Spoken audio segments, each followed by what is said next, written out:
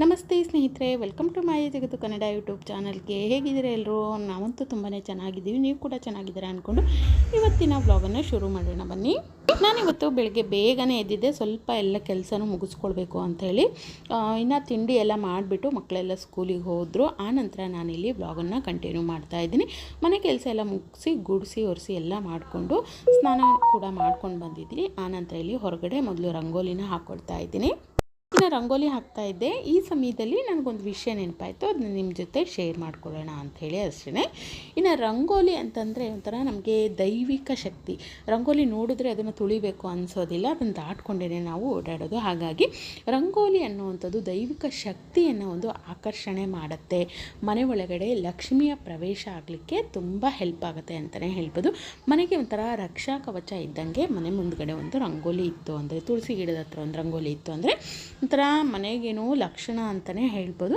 ಇನ್ನು ಈ ರೀತಿ ಮುಂಬಾಗಿಲಲ್ಲಿ ಒಂದು ರಂಗೋಲಿ ಇತ್ತು ಅಂದರೆ ಆ ಮನೆಗೆ ಲಕ್ಷ್ಮಿಯ ಆಗಮನ ಆಗುತ್ತೆ. ಅದು ಲಕ್ಷ್ಮಿಯ ಸಂಕೇತ ಅಂತ ಕೂಡ ಹೇಳ್ತಾರೆ. ಇನ್ನು ಲಕ್ಷ್ಮಿಗೆ ಒಂದು ಸ್ವಾಗತ ನೀಡಿದಂಗೆ ನಾವು ಈ ರೀತಿಯ ರಂಗೋಲಿಗಳನ್ನು ಹಾಕುವಂಥದ್ದು. ಮನೆ ಮೇಲೆ ಯಾವುದೇ ರೀತಿಯ ಕೆಟ್ಟ ದೃಷ್ಟಿ ಇದ್ದರೂ ಕೂಡ ಅದು ಬೀಳೋದಿಲ್ಲ. ಅಂದರೆ ಯಾರಾದರೂ ಮನೆ ನೋಡ್ತಾ ಇತ್ತು ಅಂದರೆ ರಂಗೋಲಿ ನೋಡಿದ ತಕ್ಷಣ ಆ ಮನೆಗೆ ಬೀಳುವಂಥ ದೃಷ್ಟಿಯನ್ನು ಇದು ಕಡಿಮೆ ಮಾಡಲಿಕ್ಕೆ ತುಂಬಾ ಹೆಲ್ಪ್ ಆಗುತ್ತೆ. ಎಲ್ಲಿ ಸ್ವಚ್ಛತೆ ಹೆಚ್ಚಾಗಿರುತ್ತೋ, ಇನ್ನು ಎಲ್ಲಿ ಅಲಂಕಾರ ಹೆಚ್ಚಾಗಿರುತ್ತೋ ಅಲ್ಲಿ ಲಕ್ಷ್ಮಿ ನೆಲೆಸಿರ್ತಾಳೆ. ಯಾಕಂದರೆ ಲಕ್ಷ್ಮಿ ಅಲಂಕಾರ ಪ್ರಿಯೆ, ಜೊತೆಗೆ ಅವಳಿಗೆ ತುಂಬ ಕ್ಲೀನಾಗಿರೋದು ತುಂಬ ಮುಖ್ಯ ಅಂತಲೇ ಹೇಳ್ಬೋದು. ಇನ್ನು ಯಾರ ಮನೆ ಮುಂದೆ ಖಾಲಿ ಹಾಗೇ ಇರುತ್ತೆ, ನೀವು ನೋಡ್ಬೋದು ಆ ಮನೆ ಒಂಥರ ಬಿಕೋ ಅನ್ನಿಸ್ತಾ ಇರುತ್ತೆ, ಒಂಥರ ಏನೋ ಆ ಮನೆಯಲ್ಲಿ ಕಳೆನೇ ಇರೋದಿಲ್ಲ. ಅಂಥ ಮನೆಗೆ ದರಿದ್ರ ಹೆಚ್ಚಾಗಿ ಬರುತ್ತೆ. ಅಂದರೆ ಲಕ್ಷ್ಮೀ ದೇವಿ ಅಕ್ಕ ಜ್ಯೇಷ್ಠ ದೇವಿ ಅಂದರೆ ದರಿದ್ರ ದೇವತೆ ಆ ಮನೆಗೆ ಬರ್ತಾಳೆ ಅಂತಲೇ ಹೇಳ್ಬೋದು. ಇನ್ನು ನಾವು ಒಂದು ರಂಗೋಲಿ ಪುಟ್ಟ ರಂಗೋಲಿನ ಹಾಕ್ಬಿಟ್ಟು ಅಲ್ಲಿ ಬಣ್ಣಗಳನ್ನು ಹಾಕ್ತೀವಿ. ಕೆಲವೊಂದು ಹಬ್ಬಗಳಲ್ಲಿ ವಿಧವಾದಂಥ ಬಣ್ಣಗಳನ್ನು ಹಾಕ್ತೀವಿ. ಈ ರೀತಿ ಬಣ್ಣಗಳು, ಅದರಲ್ಲಿ ಮುಖ್ಯವಾಗಿ ಅರಿಶಿನ ಕುಂಕುಮ ಈ ಒಂದು ಕಲರಿನ ಬಣ್ಣಗಳು ಏನಾಗುತ್ತೆ ಅಲ್ಲಿ ವಿಷ್ಣುವಿನ ಒಂದು ಅನುಗ್ರಹ ಆಗಲಿಕ್ಕೆ ಹೆಲ್ಪ್ ಆಗುತ್ತೆ. ಅಂದರೆ ಈ ರೀತಿ ಬಣ್ಣಗಳನ್ನು ಹಾಕೋದ್ರಿಂದ ವಿಷ್ಣುವಿನ ಅನುಗ್ರಹ ನಮಗೆ ಆಗುತ್ತೆ ಅಂತೇಳಿ ಹೇಳ್ಬೋದು. ಇನ್ನು ನಾವು ತಿಳಿದೇನೆ ಅಂದರೆ ಗೊತ್ತಿಲ್ಲದೇ ಮಾಡುವಂಥ ಕೆಲವು ತಪ್ಪುಗಳಿಂದ ಮನೆಗೆ ತುಂಬಾ ಒಂಥರ ಕೆಡುಕಾಗುತ್ತೆ, ಒಳ್ಳೆಯದಾಗೋದಿಲ್ಲ, ಮನೆಗೆ ತುಂಬ ದರಿದ್ರ ಬರುತ್ತೆ ಅಂತೇಳಿ ಹೇಳ್ತಾರೆ ದೊಡ್ಡವರು.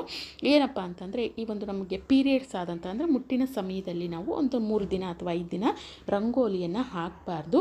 ಯಾಕಂದರೆ ರಂಗೋಲಿ ಹಾಕೋದೇ ನಾವು ಇದು ದೇವರಿಗೆ ಪ್ರಿಯವಾದದ್ದು ಅಥವಾ ಲಕ್ಷ್ಮಿ ಮನೆ ಒಳಗಡೆ ಬರಲಿ ಅಂಥೇಳಿ. ಹಾಗಾಗಿ ಅಥವಾ ನಾವು ಏನೋ ಪೂಜೆ ಮಾಡುವಂಥ ಹೊತ್ತಿಗೆ ಕೂಡ ರಂಗೋಲಿ ಹಾಕ್ತೀವಿ.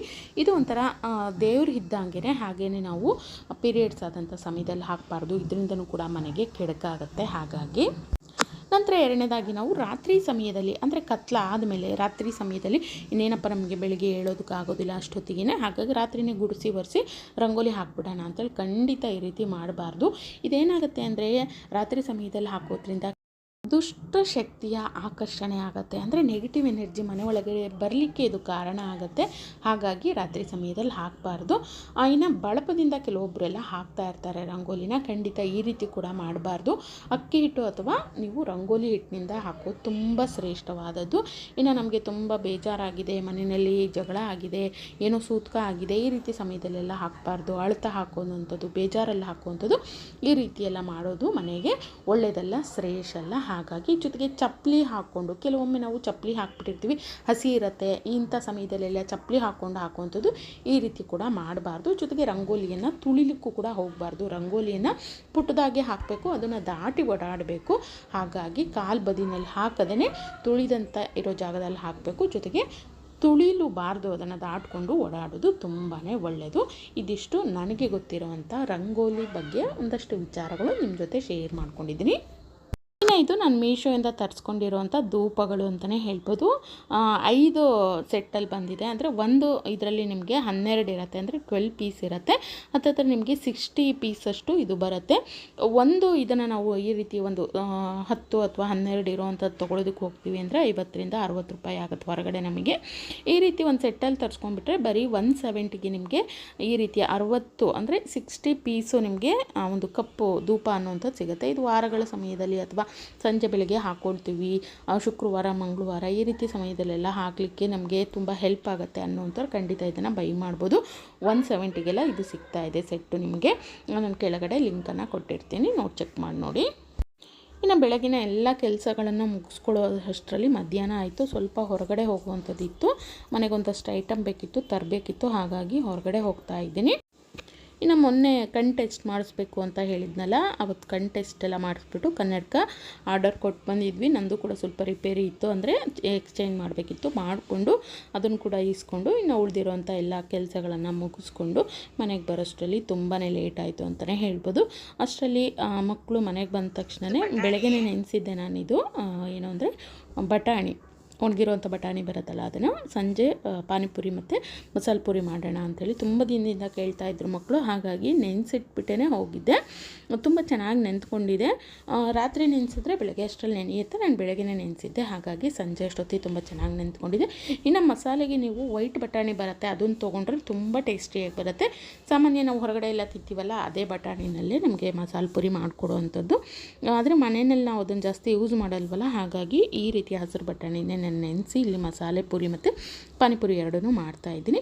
ನೆನೆಸಿರೋವಂಥ ಬಟಾಣಿ ಜೊತೆಗೆ ಒಂದು 4 ಆಲೂಗಡ್ಡೆನ ಸಿಪ್ಪೆ ತೆಗೆದ್ಬಿಟ್ಟು ಹಾಕಿ ಬೇಯಲಿಕ್ಕೆ ಎಷ್ಟು ನೀರು ಬೇಕೋ ಅಷ್ಟನ್ನು ಹಾಕ್ಬಿಟ್ಟು ಒಂದು 4 ವಿಷಲ್ ತೊಗೊಳ್ಬೇಕು. ಅಂದರೆ ಬಟಾಣಿ ಏನಿರುತ್ತೆ ಕಂಪ್ಲೀಟಾಗಿ ಫುಲ್ಲು ಮೆತ್ತಗಾಗಬೇಕು, ಆ ರೀತಿ ಬೇಯಿಸ್ಕೊಂಡ್ರೆ ಮಸಾಲೆ ತುಂಬ ಚೆನ್ನಾಗಿ ಬರುತ್ತೆ. ಇನ್ನು ಮಸಾಲೆಗೆ ನಾನಿಲ್ಲಿ ಒಂದು 2 ಈರುಳ್ಳಿ, 1 ಟೊಮೊಟೊ, 1 ಗೆಡ್ಡೆ ಅಷ್ಟು ಬೆಳ್ಳುಳ್ಳಿ, ಅದ್ರ ಜೊತೆಗೆ ಸ್ವಲ್ಪ ಶುಂಠಿನ ಸೇರಿಸ್ಕೊಳ್ತಾ ಇದ್ದೀನಿ. ಅದಷ್ಟನ್ನು ಹಾಕ್ಬಿಟ್ಟು ಎಣ್ಣೆ ಹಾಕ್ಕೊಳ್ಬೇಕು. ಎಣ್ಣೆ ಹಾಕ್ಬಿಟ್ಟು ಚೆನ್ನಾಗಿ ಬಾಡಿಸ್ಕೊಳ್ಬೇಕು. ಇನ್ನು ಖಾರಕ್ಕೆ ಎಷ್ಟು ಬೇಕೋ ನಿಮಗೆ ಅಷ್ಟು ಹಸಿರು ಮೆಣಸು ಹಾಕ್ಕೊಳ್ಳಿ, ಏಲಕ್ಕಿ, ಲವಂಗ, ಅದ್ರ ಜೊತೆಗೆ ಚಕ್ಕೆ, ಇದಷ್ಟನ್ನು ಹಾಕಬೇಕು ಮಸಾಲೆಗೆ. ನೋಡಿ ಕಂಪ್ಲೀಟಾಗಿ ಆಗಿದೆ, ಬಾಡಿದೆ ಚೆನ್ನಾಗಿ. ಗ್ಯಾಸ್ ಆಫ್ ಮಾಡ್ಕೊಂಡಿದ್ದೀನಿ. ಈ ಸಮಯದಲ್ಲಿ ಸ್ವಲ್ಪ ಕೊತ್ತಂಬರಿ ಸೊಪ್ಪನ್ನು ಕೂಡ ಸೇರಿಸ್ಕೊಂಡು ಸ್ವಲ್ಪ ನೀರನ್ನು ಹಾಕ್ಬಿಟ್ಟು ಸಣ್ಣಗೆ ಇದನ್ನು ರುಬ್ಬಿ ಪೇಸ್ಟ್ ರೀತಿ ಮಾಡಿ ಇಟ್ಕೊಳ್ಬೇಕು. ಇನ್ನು ಈ ಕಡೆ ನಾವು ಏನು ಆಲೂಗಡ್ಡೆ ಮತ್ತು ಬಟಾಣಿ ಬೇಯಿಸ್ಕೊಳ್ಳೋದಕ್ಕೆ ಇಟ್ಟಿದ್ವಲ್ಲ, ಅದು ತುಂಬ ಚೆನ್ನಾಗಿ ಬೆಂದ್ಕೊಂಡಿದೆ. ನೋಡಿ ನಾನು ಇಲ್ಲಿ ಒಂದು ತೋರಿಸ್ತಾ ಇದ್ದೀನಿ. ಈ ರೀತಿ ತುಂಬ ಮೆತ್ತಗಾಗಿ, ಮುಟ್ಟಿದ ತಕ್ಷಣ ಅದು ಮೆತ್ತಗಾಗಬೇಕು, ಆ ರೀತಿ ಬೇಯಿಸ್ಕೊಳ್ಬೇಕು. ಆನಂತರ ಇದರಲ್ಲಿ ನಾನು ಒಂದು 3 ಆಲೂಗಡ್ಡೆನ ತೆಗೆದಿಟ್ಟಿದ್ದೀನಿ. 1 ಆಲೂಗಡ್ಡೆನ ಹಾಕಿಬಿಟ್ಟು ಅದರ ಜೊತೆಗೆ ಬಟಾಣಿ ಏನಿತ್ತು ಎಲ್ಲವನ್ನು ಈ ರೀತಿ ಸ್ಮ್ಯಾಶ್ ಮಾಡ್ಕೊಳ್ತಾ ಇದ್ದೀನಿ. ಅಂದರೆ ತುಂಬ ಮೆತ್ತಗೆ ಅದು ಪೇಸ್ಟ್ ರೀತಿ ಆಗೋ ರೀತಿ ಮಾಡ್ಕೊಳ್ಬಾರ್ದು, ಆಲೂಗಡ್ಡೆ ಮಾತ್ರ ಮಾಡ್ಕೊಳ್ಬೇಕು. ಉಳಿದಿರೋವಂಥದ್ದನ್ನು ಹಾಗೆ ಒಂದು ಅರ್ಧ ಒಂದೊಂದು ಕಾಳು ಉಳಿಯೋ ರೀತಿ, ಜೊತೆಗೆ ಒಂದಷ್ಟು ಮೆತ್ತಗಾಗೋ ರೀತಿ ನಾವು ಅದನ್ನು ಮಾಡ್ಕೊಳ್ಬೇಕು, ಸ್ಮ್ಯಾಶ್ ಮಾಡ್ಕೊಳ್ಬೇಕು. ಇನ್ನು ಈ ಕಡೆ ಎಣ್ಣೆ, ನಾವು ರುಬ್ಬಿರೋಂಥ ಮಸಾಲೆ, ಖಾರಕ್ಕೆ ಎಷ್ಟು ಬೇಕೋ ಅಷ್ಟು ರೆಡ್ ಚಿಲ್ಲಿ ಪೌಡರು, ಸ್ವಲ್ಪ ಧನಿಯಾ ಪೌಡರು, ಅದ್ರ ಜೊತೆಗೆ ಗರಂ ಮಸಾಲ, ಇದಿಷ್ಟನ್ನು ಹಾಕ್ಬಿಟ್ಟು ನಾನಿಲ್ಲಿ ಮಿಕ್ಸ್ ಮಾಡ್ಕೊಳ್ತಾ ಇದ್ದೀನಿ. ಆಮೇಲೆ ನಾವು ಬೇಯಿಸ್ಕೊಂಡಿರೋವಂಥ ಆಲೂಗಡ್ಡೆ ಮತ್ತು ಬಟಾಣಿ ಪೇಸ್ಟನ್ನು ಹಾಕ್ಬಿಟ್ಟು ನೀರು ಎಷ್ಟು ಬೇಕೋ ನೋಡಿಕೊಂಡು ಸೇರಿಸ್ಕೊಳ್ಳಿ. ಮಸಾಲೆ ತುಂಬ ಬೇಗ ಗಟ್ಟಿ ಆಗಿಬಿಡುತ್ತೆ, ಹಾಗಾಗಿ ನೀರನ್ನು ಸ್ವಲ್ಪ ಜಾಸ್ತಿನೇ ಸೇರಿಸ್ಕೊಂಡು ರುಚಿಗೆ ತಕ್ಕಷ್ಟು ಉಪ್ಪನ್ನು ಸೇರಿಸ್ಕೊಂಡು ಒಂದು 7-8 ನಿಮಿಷ ಚೆನ್ನಾಗಿ ಕುದಿಸ್ಕೊಂಡ್ಬಿಟ್ರೆ ಸಿಕ್ಕಾಪಟ್ಟೆ ಟೇಸ್ಟಿಯಾಗಿರೋವಂಥ ಮಸಾಲೆ ಮನೆಯಲ್ಲೇ ರೆಡಿ ಆಗುತ್ತೆ. ಖಂಡಿತ ಈ ರೀತಿಯಾಗಿ ನೀವು ಕೂಡ ಒಮ್ಮೆ ಟ್ರೈ ಮಾಡಿ ನೋಡಿ, ಸೂಪರಾಗಿ ಬರುತ್ತೆ.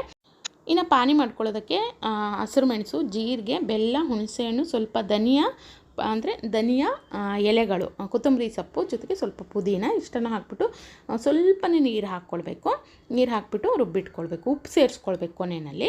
ಆನಂತರ ನಾನು ಇಲ್ಲಿ ಸ್ವಲ್ಪ ಪೇಸ್ಟನ್ನು ಎತ್ತಿಡ್ತಾ ಇದ್ದೀನಿ. ಇನ್ನು ಉಳಿದಿರೋವಂಥ ಪೇಸ್ಟಿಗೆ ನೀರು ಹಾಕ್ಬಿಟ್ಟು ನಾನಿಲ್ಲಿ ಏನು ಪಾನಿ ಇತ್ತು ಮಾಡ್ಕೊಳ್ತಾ ಇದ್ದೀನಿ. ಜೊತೆಗೆ ನಾನಿಲ್ಲಿ ಬ್ಲ್ಯಾಕ್ ಸಾಲ್ಟನ್ನು ಸೇರಿಸ್ತಾ ಇದ್ದೀನಿ. ಇದು ನಾವು ಪಾನಿಗೆ ಹಾಕೋದ್ರಿಂದ ಪಾನಿ ಟೇಸ್ಟು ನಾವು ಹೊರಗಡೆ ಎಲ್ಲ ಕುಡಿತೀವಲ್ಲ, ಪಾನಿಪುರಿ ತಿಂತೀವಲ್ಲ, ಅದೇ ಟೇಸ್ಟ್ ಬರುತ್ತೆ. ಹಾಗಾಗಿ ಕೊನೆಯಲ್ಲಿ ಸ್ವಲ್ಪ ನಾನಿಲ್ಲಿ ಗರಂ ಮಸಾಲ ಹಾಕ್ಕೊಳ್ತಾ ಇದ್ದೀನಿ. ನೀವು ಬೇಕಿತ್ತು ಅಂದರೆ ಚಾಟ್ ಮಸಾಲ ಕೂಡ ಸೇರಿಸ್ಕೊಳ್ಬೋದು. ಪಾನಿ ರೆಡಿ ಆಯಿತು. ಇನ್ನು ಈ ಕಡೆ ನಾನು ಸ್ಟಫಿಂಗ್ ಅಂದರೆ ಈ ಪಾನಿಪುರಿಗೆ ಏನು ಮಸಾಲೆ ಇರುತ್ತಲ್ಲ ಅದನ್ನು ಮಾಡ್ತಾಯಿದ್ದೀನಿ. ಬೇಯಿಸ್ಕೊಂಡಿರೋವಂಥ ಆಲೂಗಡ್ಡೆ, ಧನಿಯಾ ಪುಡಿ, ಸ್ವಲ್ಪ ಉಪ್ಪು, ಖಾರದ ಪುಡಿ, ಇದಷ್ಟನ್ನು ಹಾಕ್ಬಿಟ್ಟು ಮಿಕ್ಸ್ ಮಾಡ್ಕೊಳ್ತಾ ಇದ್ದೀನಿ. ಬೇಕಿತ್ತು ಅಂದರೆ ಚಾಟ್ ಮಸಾಲ ನೀವು ಹಾಕ್ಕೊಳ್ಬೋದು, ಅದು ಕೂಡ ಚೆನ್ನಾಗಿರುತ್ತೆ. ಕೊತ್ತಂಬರಿ ಸೊಪ್ಪು, ಈರುಳ್ಳಿ ಅದನ್ನೆಲ್ಲ ಕೂಡ ಅಂದರೆ ಆಲೂಗಡ್ಡೆ ಒಟ್ಟಿಗೆ ನೀವು ಮಿಕ್ಸ್ ಮಾಡ್ಕೊಳ್ಬೋದು, ಅದು ಕೂಡ ಇನ್ನೂ ಟೇಸ್ಟ್ ಇರುತ್ತೆ. ಅಂದರೆ ಹೊರಗಡೆ ನಾವು ಏನು ಈ ಒಂದು ಗೋಲ್ಗಪ್ಪ ತಿಂತೀವಲ್ಲ ಅದೇ ಟೇಸ್ಟ್ ಇರುತ್ತೆ, ಚೆನ್ನಾಗಿರುತ್ತೆ. ಇಲ್ಲೇ ಇದಕ್ಕೆ ನಾನು ಮಾಡ್ಕೊಂಡಿರೋಂಥ ಆಲೂಗಡ್ಡೆ ಪೇಸ್ಟು, ಜೊತೆಗೆ ಮಾಡಿ ಇಟ್ಕೊಂಡಿರೋಂಥ ಸ್ವಲ್ಪ ಮಸಾಲೆ, ಈರುಳ್ಳಿ, ಟೊಮೊಟೊ ಎಲ್ಲವನ್ನು ಹಾಕ್ಕೊಂಡಿದ್ದೀನಿ.